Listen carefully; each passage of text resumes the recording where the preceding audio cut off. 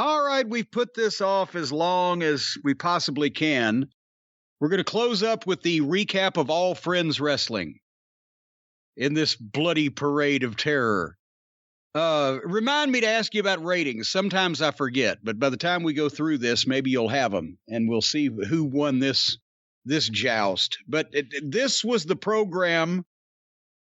How was it worded? Tony Khan put out a tweet that this program, the balance of power, was going to change in wrestling with this program.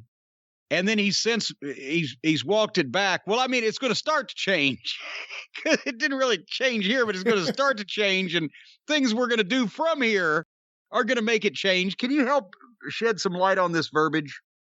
I'm going to look for the tweet right now. Hold on, because I don't follow this goof. Let me see. Well, but point is, it was a statement that was strongly worded enough that a lot of people were going, oh, you better be careful when you make statements like that, and it's not something big. And I think we established it wasn't something big when nobody could really establish what it was that changed the balance of power in wrestling. Well, I see several things here. And most people were wrong with what they did pick, right? Tony Khan tweeted out yesterday, tonight we have a great lineup for AEW Dynamite live on TNT at 8 p.m., 7 p.m. Central Time. For the rest of 2020, AEW will keep delivering great matches on Wednesday nights. Plus, there are massive surprises ahead. Please join us on TNT tonight. The balance of power in wrestling will shift tonight. So then that's a pretty declarative statement, isn't it? So then he retweeted a video, I guess, of him in the ring before the show, telling the fans to stay to the end. I promise you it will be good. And then he retweeted that saying, stay to the end of Dynamite. I promise you it will be good. Thank you very much to all of you awesome wrestling fans.